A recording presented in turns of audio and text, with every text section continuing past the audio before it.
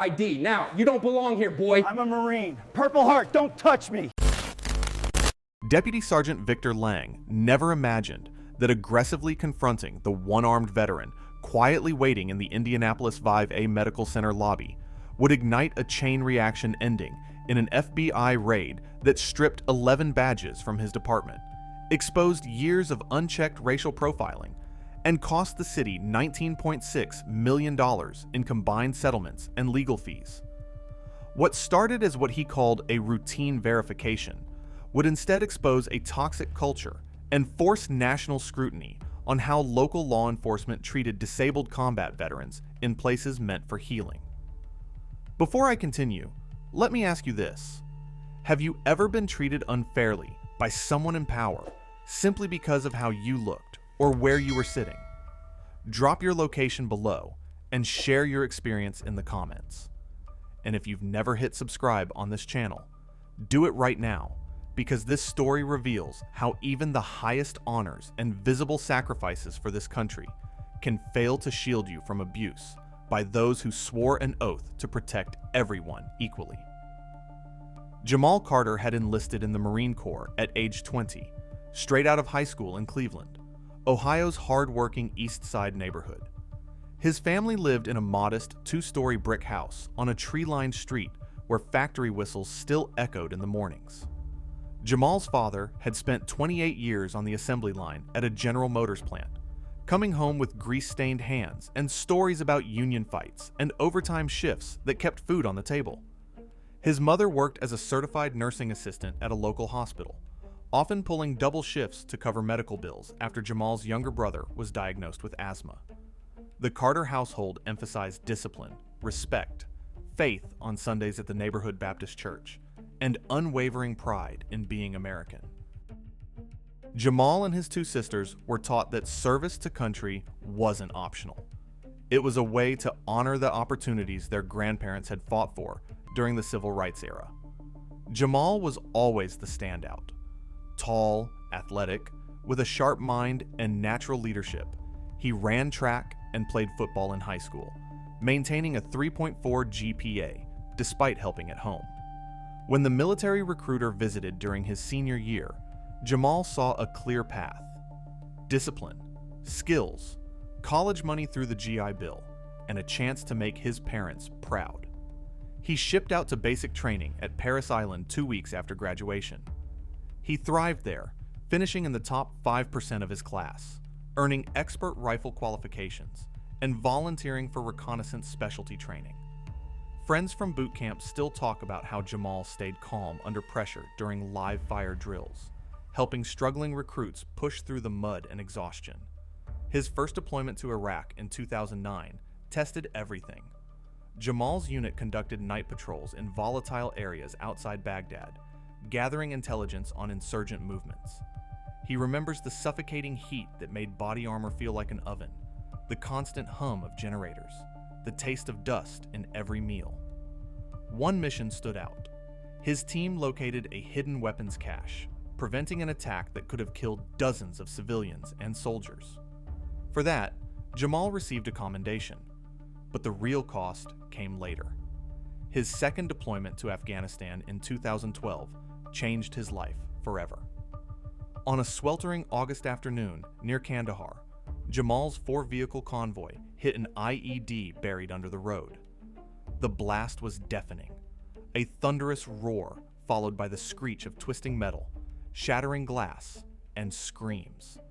Shrapnel tore into Jamal's right arm, nearly severing it below the elbow, while the force slammed him against the vehicle interior.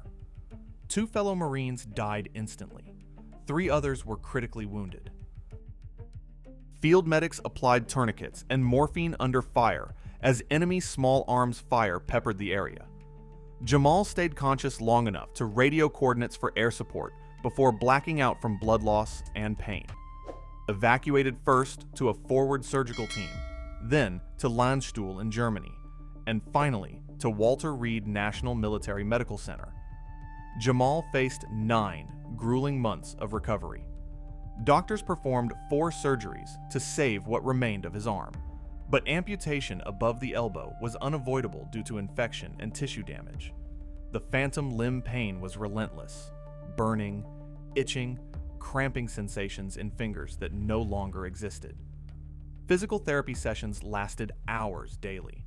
Learning to balance with one arm, mastering a high-tech prosthetic with myoelectric controls that responded to muscle signals, enduring socket adjustments that left raw sores. Psychological trauma layered on top. PTSD nightmares replaying the explosion in vivid detail. Survivor's guilt that made him question why he lived when his brothers didn't. Hypervigilance that made loud noises trigger panic attacks. Jamal refused to let it define him. He pushed through rehabilitation with the same determination that got him through deployments. By the end of his stay at Walter Reed, he could walk unaided, use adaptive tools, and even return to light physical activity. Medically retired with full honors, he received a Purple Heart, Bronze Star with V device for valor, and an honorable discharge. His service-connected disability rating was 80%, covering the amputation, PTSD, and chronic pain requiring ongoing medication and therapy. Using the GI Bill, Jamal earned a bachelor's degree in criminal justice from Ohio State, graduating magna cum laude while managing prosthetic fittings and counseling sessions. Motivated by his experiences with military justice and accountability issues he witnessed overseas, he applied to the FBI. After rigorous background checks, polygraphs, and 20 weeks at the FBI Academy in Quantico, where he adapted firearms training to his prosthetic, he became Special Agent Jamal Carter in 2016. Assigned to a field office focusing on public corruption and civil rights violations, Jamal excelled in undercover work, surveillance, and interviewing witnesses. His military background gave him credibility with veteran communities and insight into institutional failures. Colleagues noted his calm demeanor under stress, sharp analytical skills, and commitment to justice without ego. Yet, Jamal never forgot his veteran roots. He maintained regular appointments at the Indianapolis 5A Medical Center for prosthetic maintenance, pain management, and PTSD therapy. The facility felt like a second home, crowded lobbies filled with fellow veterans sharing nods of understanding that civilians rarely offered. He lived quietly in a suburban neighborhood near Indianapolis with his wife, a school teacher he met during college, and their 2 young children, a boy and girl. On weekends, despite the disability, he coached his son's youth soccer team, using adaptive techniques to demonstrate drills. Chronic pain meant some days required extra medication, but Jamal rarely complained. He channeled his energy into mentoring young veterans transitioning to civilian life and quietly supporting investigations into police misconduct cases that echoed his own service experiences. That Wednesday morning, April 18th, 2018, Jamal drove himself to the Indianapolis 5A Medical Center for a 10 a.m. prosthetic adjustment and physical therapy session. He arrived early, parking in the designated disabled spot to allow extra time for the walk inside. His prosthetic socket had been irritating lately, causing pressure sores that needed professional attention. The weather was mild for spring. Overcast skies with light drizzle, temperatures around 58 degrees Fahrenheit. Typical Midwest humidity, making the air feel heavier. Jamal wore comfortable shorts to expose the prosthetic, a VA-issued ID lanyard around his neck, and carried his military ID and appointment slip. This section continues seamlessly into the next part, with the biography of the bad officer and detailed scene setup. The full story will expand every detail, add multiple past incidents, minute-by-minute chronology, FBI raid culmination, viral spread metrics, trial outcomes, national statistics, and interactive calls to action to reach the required total length while remaining 100% unique with no repeated elements from the original or prior stories. In the Marion County Sheriff's Office, Indiana, Deputy Sergeant Victor Lang was considered the kind of man who kept order. At 47 years old, he had worn the uniform for 24 years and had held the sergeant rank for the last 9, mostly working road patrol and district response teams. Tall, broad-shouldered, With closely cropped graying hair and a habit of speaking louder than necessary, Lang looked exactly like what most people picture when they think of an old-school cop who doesn't tolerate backtalk. He was born and raised in the small town of Shelbyville, about 40 miles southeast of Indianapolis. His father was a former truck mechanic. His mother worked at a local garment factory that shut down in 1998. The family lived modestly but steadily until the plant closed. After that, his father started drinking heavily. His mother took on 2 jobs, and by high school, Victor was already pumping gas and fixing tires after classes.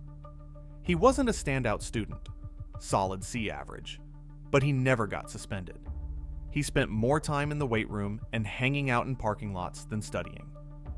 In 1999, right after graduation, Lang enrolled in the Indiana Law Enforcement Academy. He liked the idea of authority, the uniform, the gun, the automatic respect he believed came with the badge. Within his first year on the job, he received a written reprimand for excessive force during the arrest of an intoxicated driver. The man ended up with a broken nose and concussion, despite offering almost no resistance. The incident was quietly handled as a rookie learning curve. Over the next 15 years, 7 more sustained complaints piled up in his personnel file. 2004, verbal abuse and unnecessary roughness during the arrest of a female suspect. She was charged with disorderly conduct after reportedly mouthing off. Bodycam audio later showed Lang repeatedly calling her racial slurs before she ever raised her voice. 2007, failure to activate body camera during a traffic stop that ended with a 19-year-old black driver receiving a fractured orbital bone. Lang claimed the man lunged. Dashcam showed the teenager still seated with hands visible when Lang opened the door and immediately struck him. 2011, civil rights complaint, settled out of court for $87,000 after Lang and his partner detained 3 Latino day laborers standing outside a Home Depot parking lot for over 2 hours without probable cause, demanding papers and threatening deportation, even though all 3 were U.S. citizens born in Gary, Indiana. 2013, administrative leave, 30 days, following a domestic violence call where Lang arrested the female victim instead of the male aggressor after she refused to calm down while crying and bleeding from a split lip. 2015, sustained complaint for discourtesy and intimidation during a mental health crisis call. Lang repeatedly yelled, "Stop faking it," at a 28-year-old veteran experiencing a PTSD episode in a Walmart parking lot until backup arrived and de-escalated. 2016, written warning after multiple complaints from black motorists that Lang was stopping them disproportionately on the same stretch of R65 south of the city, running their plates, searching vehicles without consent, and issuing citations for minor equipment violations at triple the rate of his shift partners. 2017, internal affairs investigation, closed as unfounded despite 3 separate witnesses, after Lang was recorded on a bystander's phone telling a handcuffed black teenager, "You people always play the race card when you get caught." Despite this record, or perhaps because of the department's permissive culture, Lang continued to rise. In 2019, he was promoted to sergeant and assigned to supervise a 4-officer road patrol squad responsible for a high-traffic corridor that included the route to the Indianapolis VA Medical Center. Supervisors described him privately as old-fashioned but effective, someone who gets results, even if his methods occasionally drew complaints. Publicly, the sheriff's office always issued the standard line: all allegations are taken seriously and investigated thoroughly. Lang lived in a 3-bedroom ranch house in Greenwood with his second wife, a dental hygienist, and her teenage son from a previous marriage. He drove a lifted black F-150 with thin blue line and Punisher skull decals, flew an American flag year-round, and posted regularly on a private Facebook group for real law enforcement, where members shared memes mocking woke policies, bodycam activists, and professional victims. He kept a Confederate flag belt buckle in his dresser drawer, not displayed, but not thrown away either. By April 2018, Lang had been married to the job longer than any living relationship. He believed modern policing had gone soft. Too many cameras, too many rules, too much sensitivity training. He frequently told younger deputies that the only thing criminals and troublemakers understand is strength. And on the morning of April 18, 2018, when he received a call from dispatch about a possible suspicious male loitering in the VA lobby making other patients uncomfortable, Victor Lang saw an opportunity to reassert that strength. The call came in at 9:42 a.m. The complainant was anonymous, describing a large black male in military-style clothing acting erratic, possibly intoxicated, or on drugs. No weapons mentioned, no threats, no specific criminal activity, just acting erratic. Dispatch relayed it as a welfare check / possible trespass. Because the location was federal property, but adjacent to county jurisdiction roads, a sheriff's deputy was dispatched as a courtesy, while VA police handled primary response.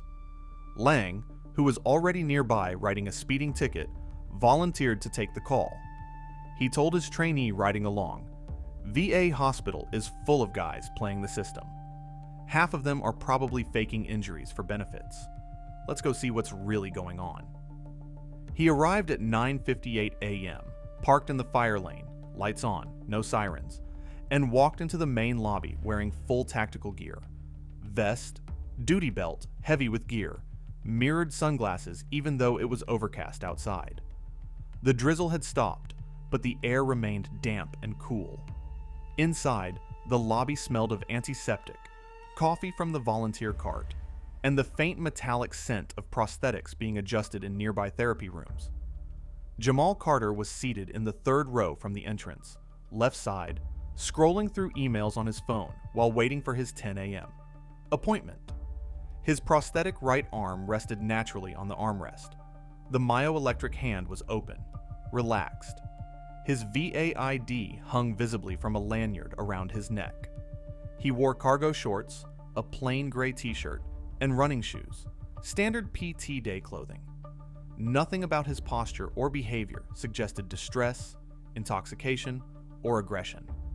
He was simply waiting, like dozens of other veterans around him. Lang scanned the room. His eyes locked on Jamal almost immediately, the only black man in that section of seating wearing anything remotely resembling military-style clothing. The t-shirt actually said USMC Veteran, Semper Fi, in small print across the chest.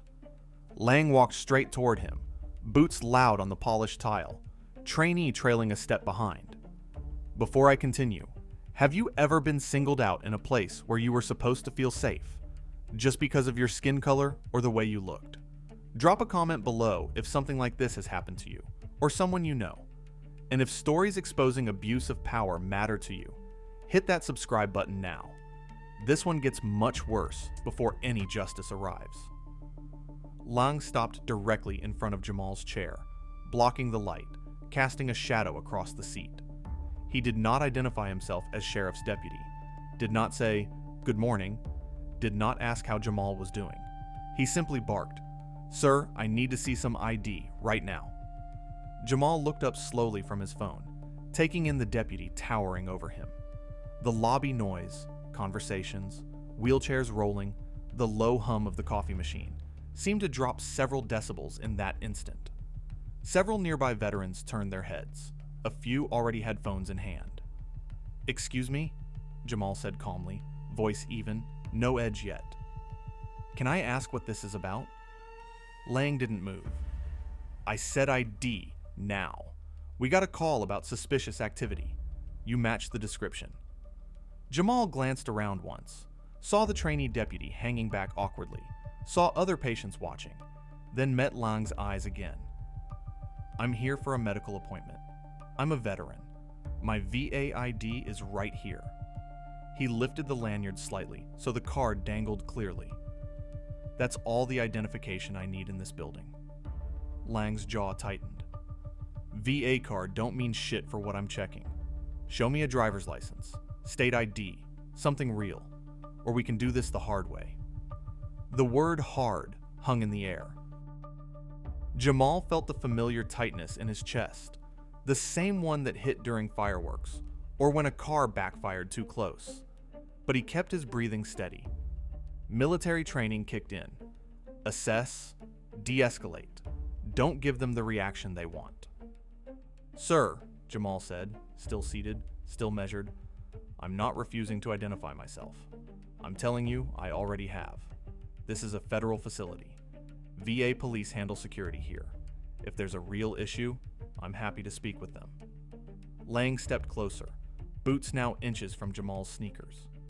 You don't tell me how this works, boy. I'm the law here right now. Stand up. Hands where I can see them. That word, boy, landed like a slap. Jamal's residual limb ached from the morning's earlier socket adjustment, but the emotional sting was sharper.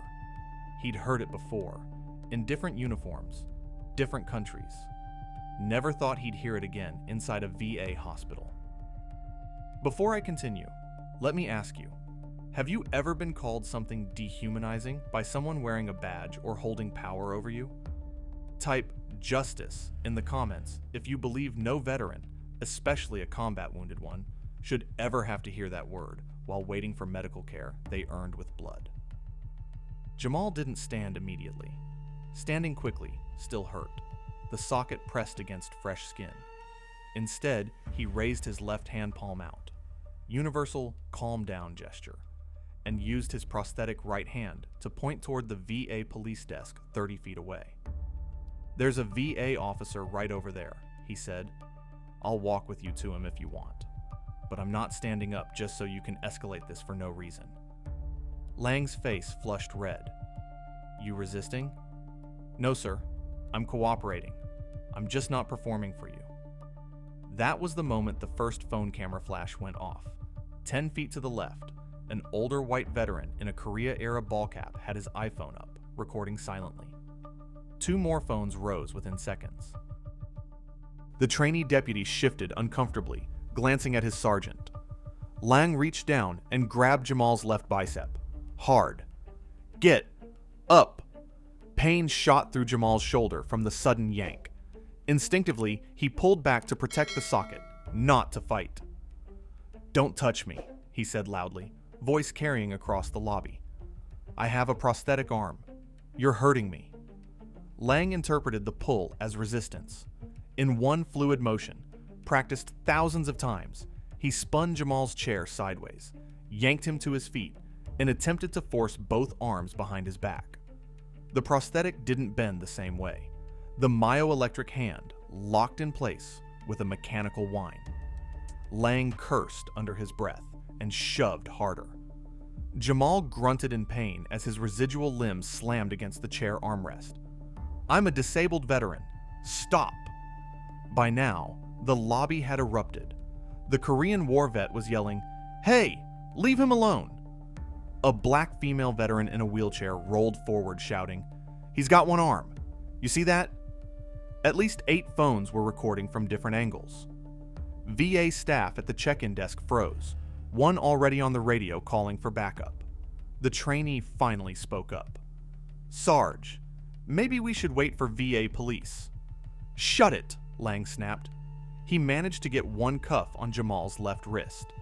The prosthetic side was impossible, without breaking something.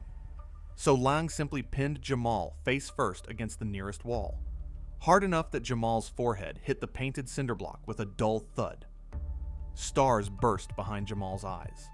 Blood trickled from a small cut above his eyebrow. The phantom pain in his missing arm flared white hot, mixing with real pain in his shoulder and neck. He didn't fight back. He knew better, but he also didn't go limp. He kept repeating, loud enough for the cameras, I'm not resisting. I'm a Marine combat veteran. Purple Heart. This is excessive force. You're on camera. 2 VA police officers arrived running. 1 male, 1 female. Badges out. Hands off him! Now! The male officer barked. Lang turned, still holding Jamal pinned. "This is my call. Suspicious person. Resisting." The female VA officer, Officer Reyes, 10 years on the job, looked at Jamal's face against the wall, the blood, the clearly visible prosthetic, then at Lang. "That's Special Agent Carter, FBI. He's here every 2 weeks for PT. Let him go. Immediately." Lang blinked. "FBI?" Jamal, voice muffled against the wall, but steady. "Yes, Special Agent Jamal Carter. Badge is in my wallet. Left back pocket. You just assaulted a federal agent in a federal facility." The lobby went dead silent for 2 heartbeats.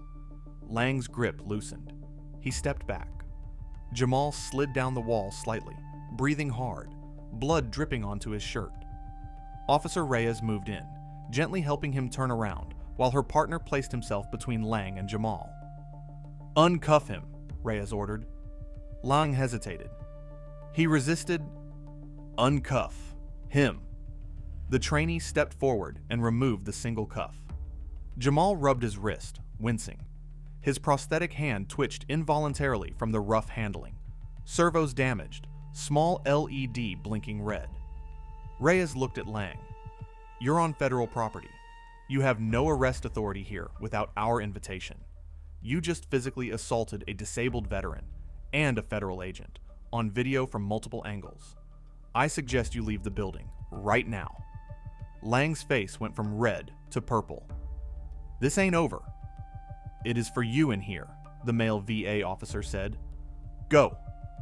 Lang stared at Jamal for a long second, pure venom, then jerked his head at the trainee. They walked out, boots echoing angrily. The automatic doors hissed shut behind them. Jamal stayed against the wall for a moment, catching his breath. A dozen veterans surrounded him now, some offering water, some asking if he needed an ambulance, others still filming. The Korean War vet shook his head. "That was wrong, son. Dead wrong." Reyes gently guided Jamal to a chair. "You okay? We need to get you to urgent care." "I'll be fine," Jamal said, though his voice shook slightly. "Just need a minute, and I need that body cam and lobby footage preserved. All of it." Reyes nodded. "Already happening. Supervisor's on the way. This is going upstairs fast." Jamal wiped blood from his eyebrow with his sleeve. He looked around at the faces. Black, white, Latino, young, old, all watching him with the same mixture of anger and protectiveness he'd felt in combat when a brother went down. One thought kept repeating in his head. They did this to me, in a VA hospital, on camera, and they still walked out free. If you've ever witnessed or experienced law enforcement treating a veteran like a criminal in a place built to honor their service, drop your story in the comments. And if you believe no one wearing a badge should be allowed to walk away after something like this, type justice below. The lobby remained frozen in stunned silence for several seconds after Lang and his trainee exited. Then the dam broke. Veterans surged forward, surrounding Jamal with protective energy. One older white veteran pressed a clean handkerchief to the cut above Jamal's eyebrow. Another, a Latina woman with a service dog, knelt beside him offering water from her bottle. Officer Reyes radioed for medical support while her partner began securing the scene, directing staff to preserve all lobby camera footage and collect witness statements immediately. Jamal sat back down heavily, his left wrist already bruising purple from the cuff.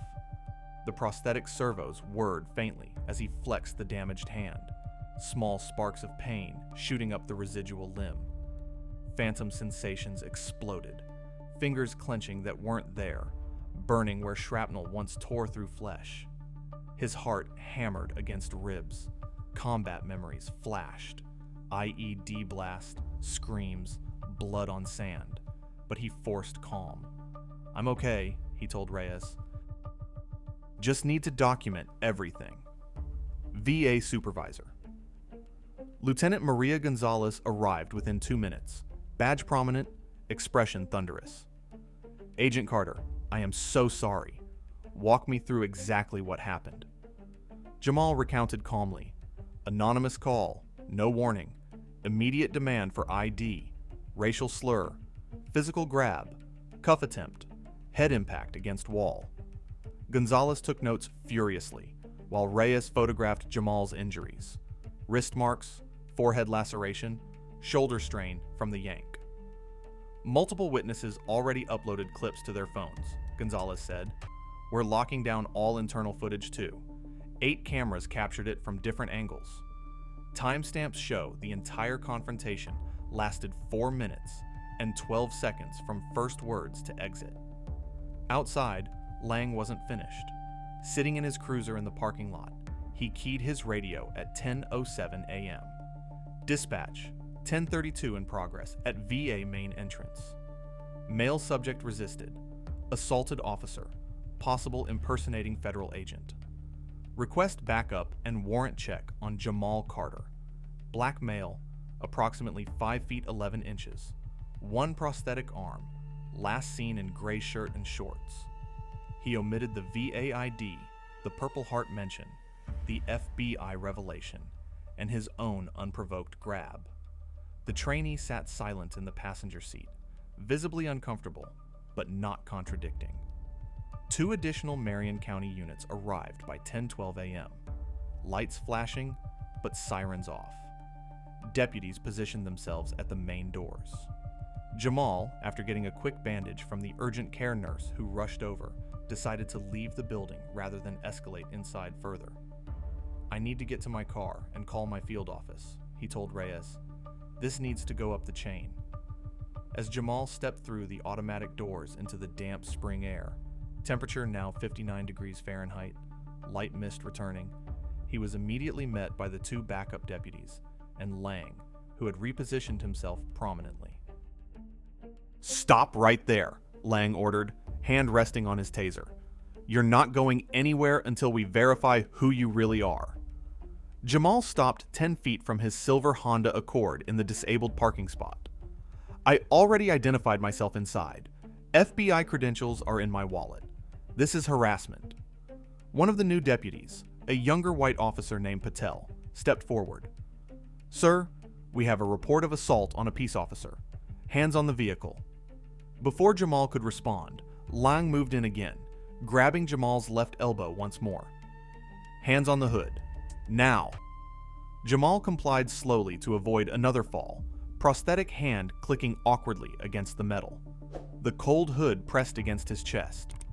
Witnesses poured out behind him. 6 veterans, filming openly now. The Korean War vet narrating loudly. They're doing it again, right in front of us. The search was invasive, but yielded nothing. They emptied Jamal's pockets. VA appointment card. Military ID showing USMC. Honorable discharge, Purple Heart. FBI badge and credentials. Gold shield. Photo matching. Wallet with $43 cash and family photos. Prescription bottle for sertraline. PTSD medication. Keys and phone. No weapons. No drugs. No fake documents. Nothing here, Patel muttered to Lang. Lang ignored him, patting down the prosthetic roughly, causing another mechanical whine and fresh socket pain. This could be modified. Concealment device. It's a myoelectric prosthetic, Jamal said through gritted teeth. Issued by Walter Reed after I lost the arm to an IED in Kandahar. Check the serial number on the socket if you want. The second backup deputy ran Jamal's name through the system. Results flooded back instantly. Confirmed U.S. citizen.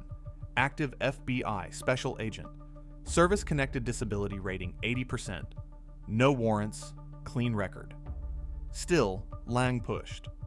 We're taking you in for full verification. Possible false impersonation. Jamal's voice rose for the first time. You have 0 probable cause. You just searched me and found nothing. I'm a federal agent here for medical care, you interrupted violently. The growing crowd of 25, plus veterans and staff, began chanting, "Let him go." Phones captured every second. One clip already hit local Facebook groups with 400 views in under 5 minutes. Finally, after a tense 3-minute standoff, Lieutenant Gonzalez emerged with 2 more VA officers. Back off. This is federal property jurisdiction. Agent Carter is free to leave. Any further action requires coordination through proper channels and a judicial warrant. Lang released Jamal reluctantly, muttering, "This isn't over," loud enough for nearby mics to catch. The deputies withdrew to their cruisers. Jamal straightened, rubbing his wrist and shoulder. Blood now dried on his bandage. His residual limb throbbed with phantom fire. PTSD anxiety clawed at his throat. He thought of his wife and kids waiting at home, of the brothers he lost in Afghanistan, of the Purple Heart sitting in a shadow box on his mantle. He walked to his car without looking back, veterans parting respectfully. One young Iraq veteran whispered, "Thank you for your service, sir. What they did was bullshit." Jamal nodded once, got in, and drove away slowly, checking mirrors for tails the entire way home. Immediately after, Lang filed an official incident report claiming Jamal had lunged aggressively and refused lawful commands, omitting the racial slur and first physical contact. The report triggered an internal review that would later collapse under video evidence. If you believe qualified immunity should be ended so officers like this face real consequences, comment "justice" below right now.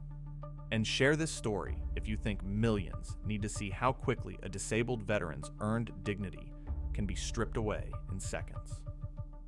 Jamal drove the 22-minute route home in near silence, windows cracked just enough to let cool air cut through the lingering adrenaline sweat.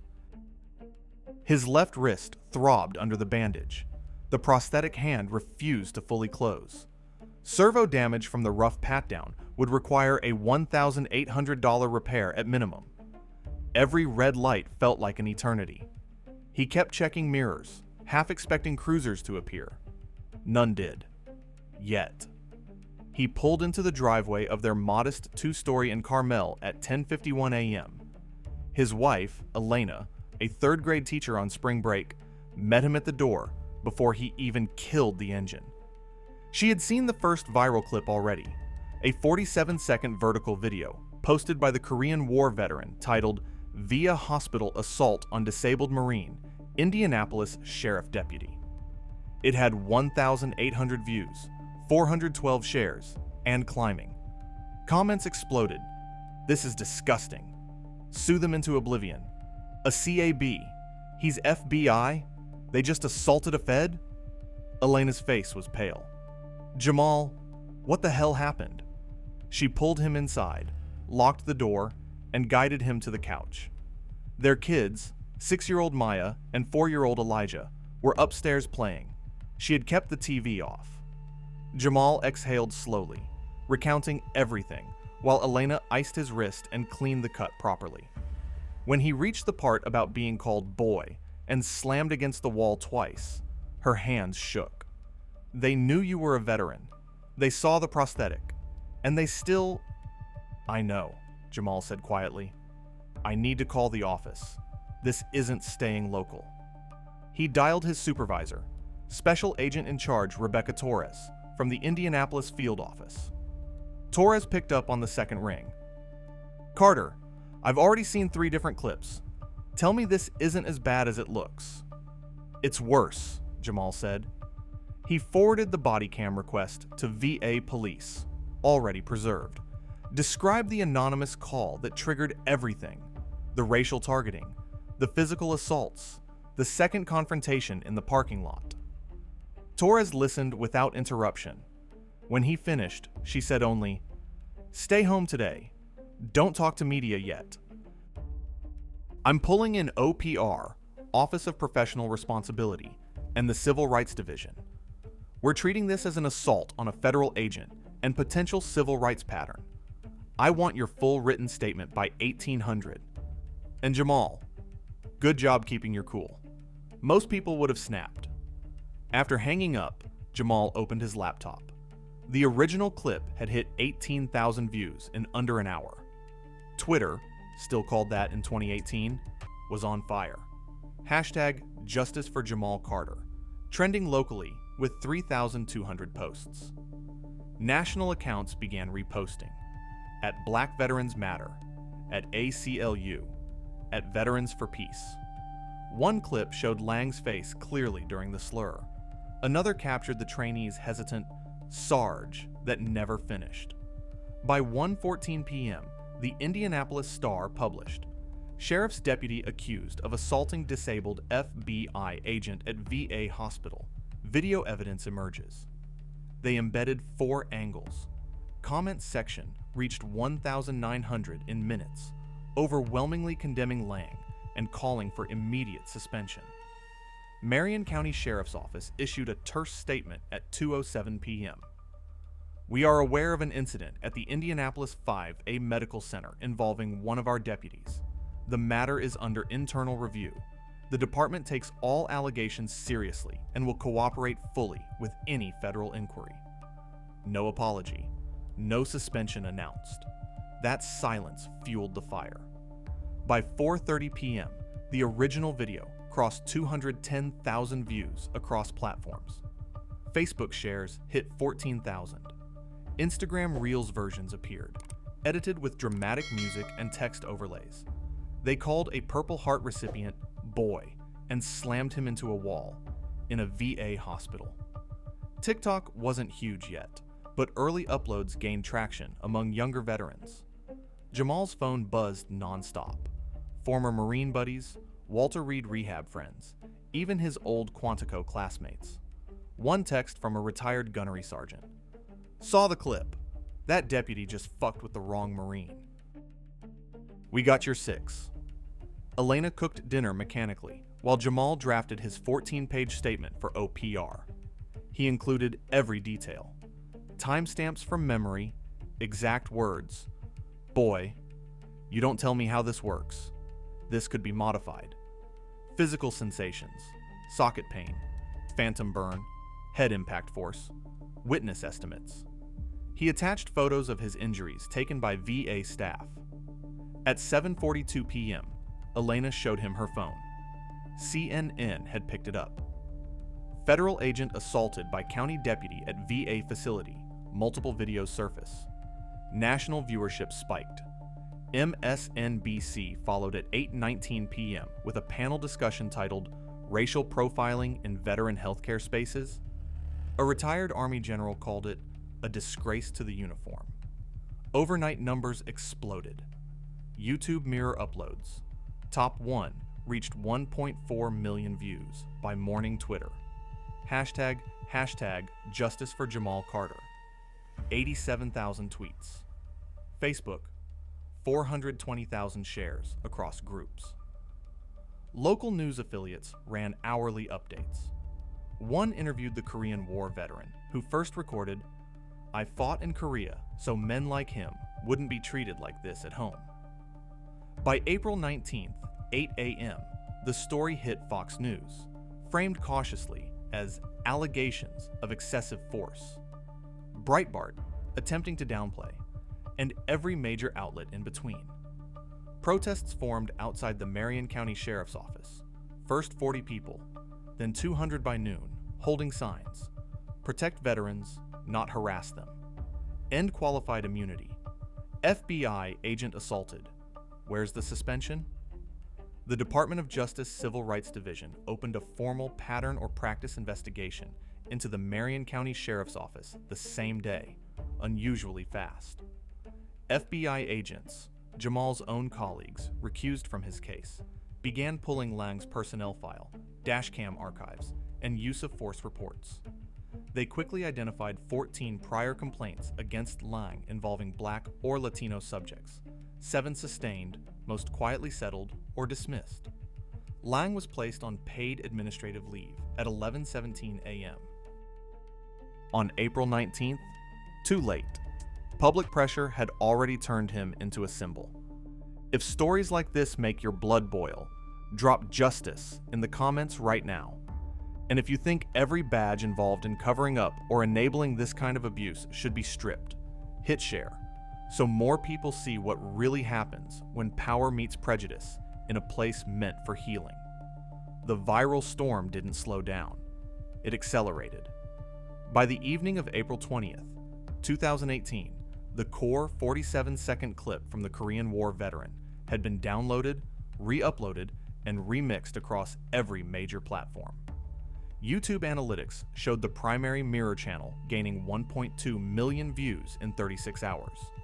Secondary uploads pushed the total ecosystem past 4.8 million. Twitter's hashtag Justice for Jamal Carter reached 412,000 tweets by midnight, trending nationally for 14 straight hours. Facebook groups for veterans, Black Lives Matter chapters, police accountability activists, and military families shared it relentlessly. Total shares exceeded 1.1 million by day 3.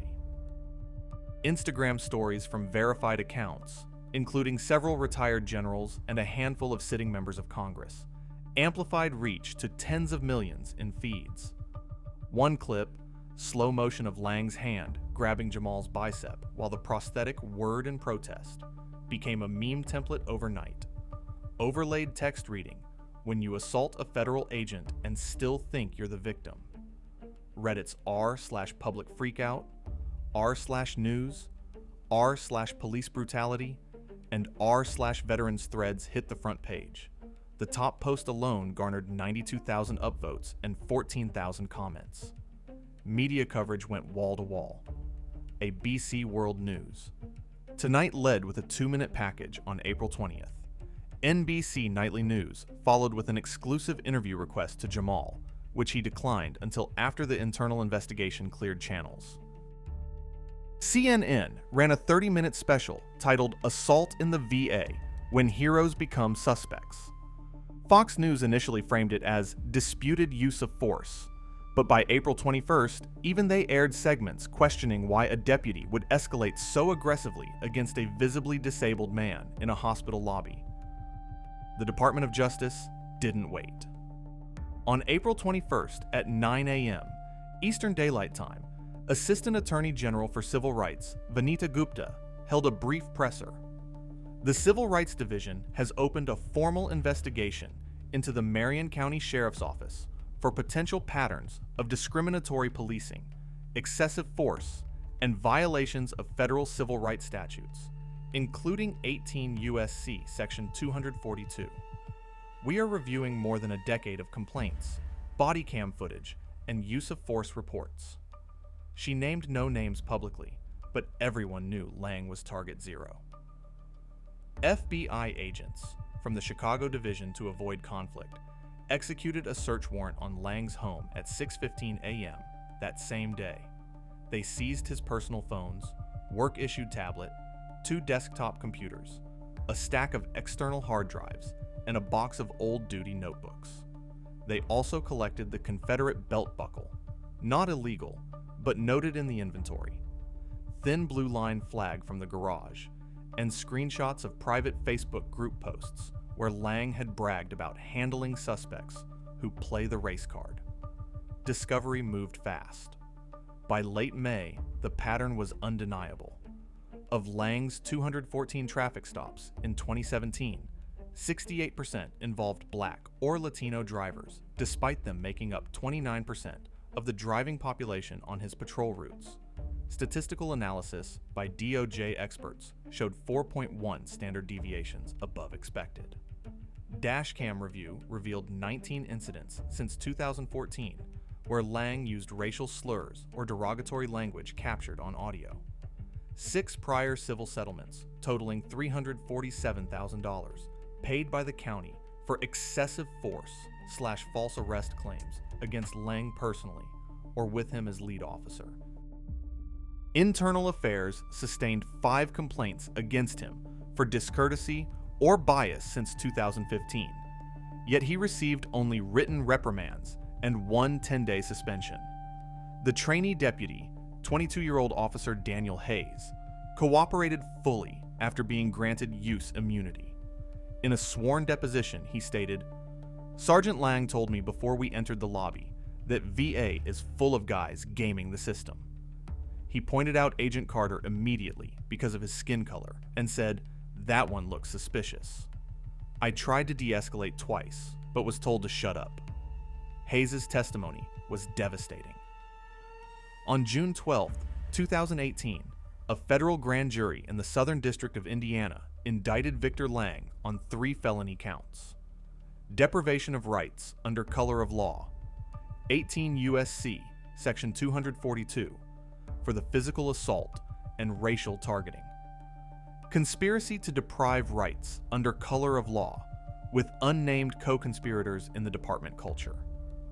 Falsification of records, 18 U.S.C. Section 1519, for the false incident report claiming Jamal lunged and assaulted him. Lang pleaded not guilty. He was suspended without pay the same day.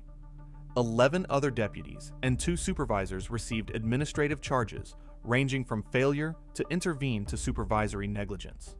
7 badges were permanently revoked after Internal Affairs concluded they had enabled or covered for Lang's pattern over years.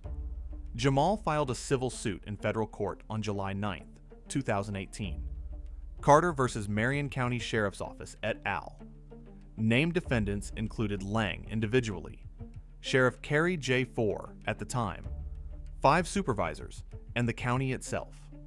The complaint sought $18.4 million in damages, $4.1 million compensatory, medical costs, lost wages, pain/suffering, PTSD exacerbation, prosthetic repair/replacement, $14.3 million punitive to deter future conduct. It cited Monell liability, systemic failure to train, supervise, or discipline. Discovery revealed more. Lang had been the subject of 41 internal complaints since 2004, 22 involving racial bias or excessive force. Only 3 ever resulted in meaningful discipline. The county had paid out $2.9 million in settlements for deputy misconduct since 2010, yet training on de-escalation and implicit bias remained minimal, 4 hours every 2 years. The trial began March 4, 2019, in Indianapolis Federal Court. Jamal testified for 2 full days. He described the phantom pain flaring during the assault, the humiliation of being called boy in front of fellow veterans, the way combat trauma resurfaced every time he heard boots on tile afterward. "I lost my arm serving this country," he said quietly. "I accepted chronic pain, nightmares, medication for life, but I never expected to be treated like an enemy in the one place built to take care of us." The jury watched 17 different video angles, lobby cameras, bystander phones, VA body cams. They heard the trainee's testimony, reviewed statistical analyses, and saw Lang's own words from seized social media posts.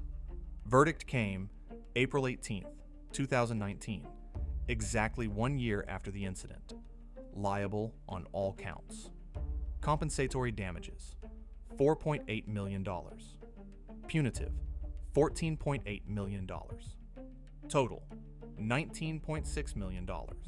The largest single plaintiff verdict against an Indiana law enforcement agency for civil rights violations up to that point.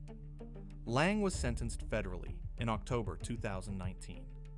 41 months in prison, 3 years supervised release, permanent revocation of peace officer certification. The county settled with Jamal for the full amount, plus attorney fees, within 60 days to avoid appeal. Policies changed overnight. Mandatory de-escalation training doubled, bodycam activation audited monthly. VA facility interactions required supervisor approval and coordination with federal security. Jamal used part of the funds to start a nonprofit, Veterans Justice Alliance, providing pro bono legal aid to veterans facing unlawful police encounters.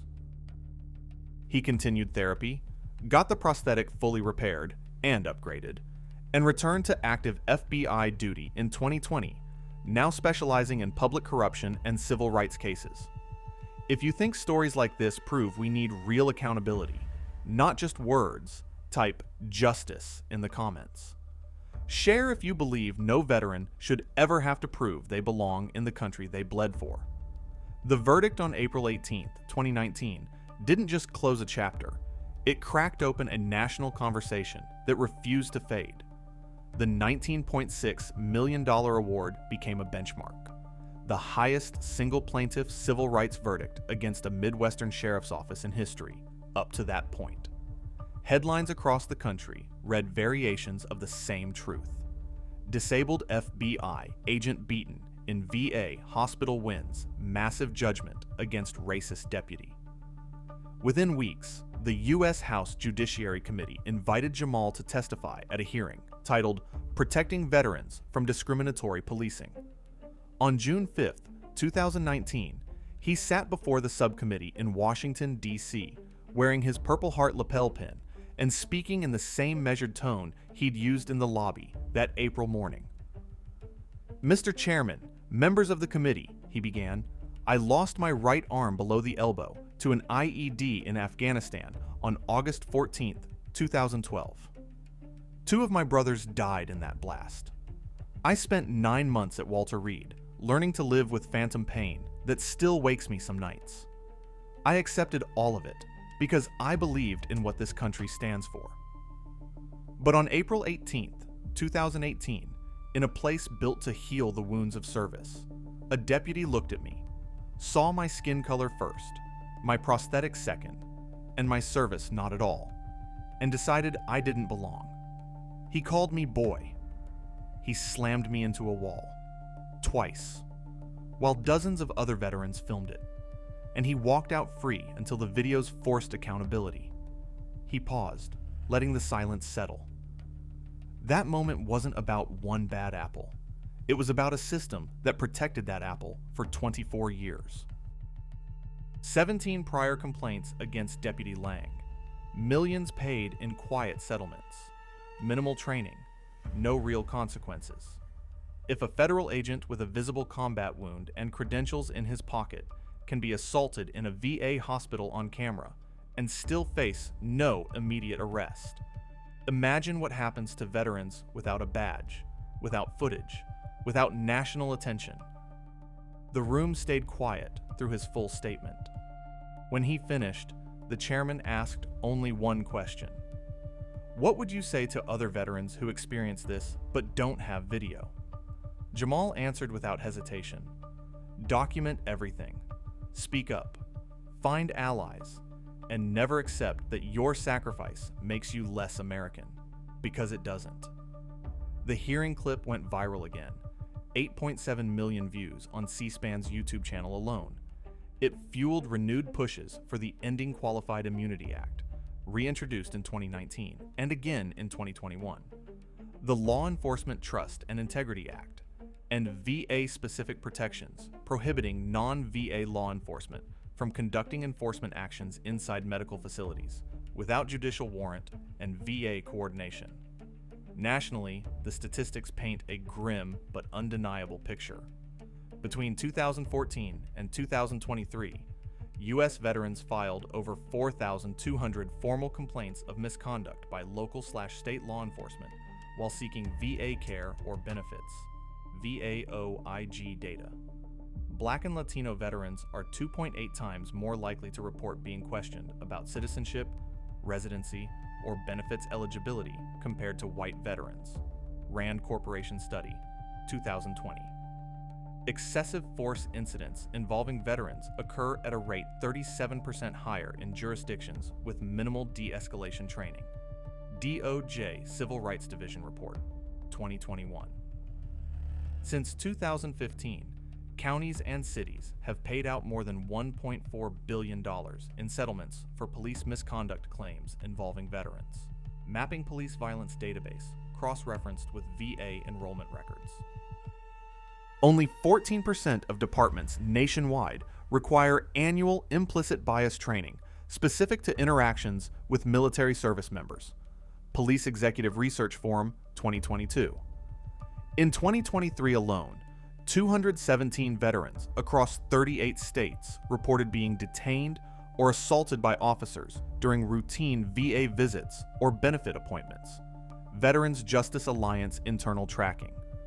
Qualified immunity was successfully pierced in only 11% of excessive force cases brought by veterans between 2018 and 2024.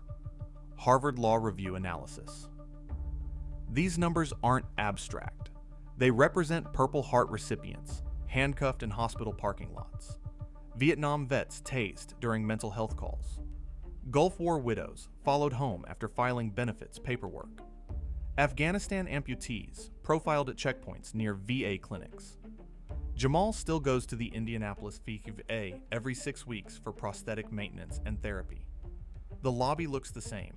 Same chairs, same coffee cart, same quiet hum of shared understanding among strangers who've all carried heavy loads.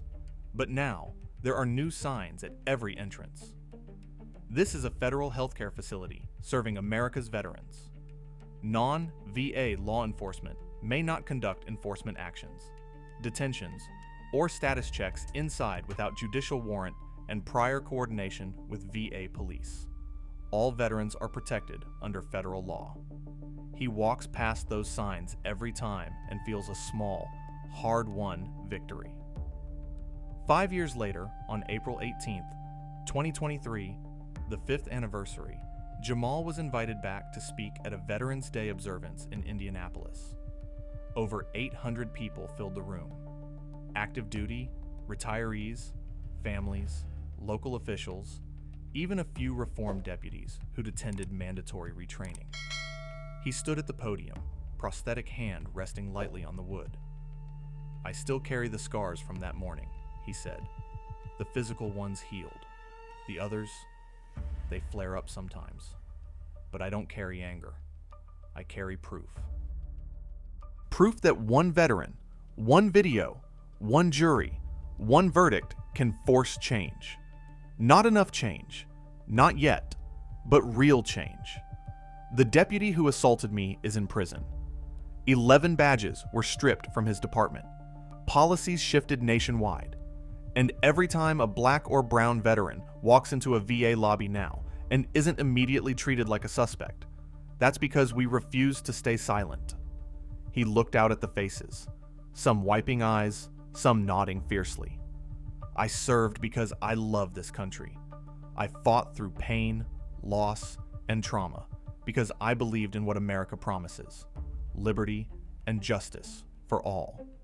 When those promises are broken, we don't burn it down. We hold it accountable. We make it live up to what it's supposed to be. The standing ovation lasted almost 4 minutes. Before I wrap this up, let me ask you one last time. Have you ever been treated like you didn't belong somewhere you had every right to be, especially after sacrificing for your country? Drop your thoughts in the comments. Type "justice" if you believe no veteran should ever have to prove their worth in the place built to heal them. Share this story if you think millions more need to see what happens when prejudice wears a badge and power goes unchecked. If stories exposing abuse, demanding accountability, and honoring real sacrifice matter to you, hit subscribe. We'll keep telling them. See you in the next one.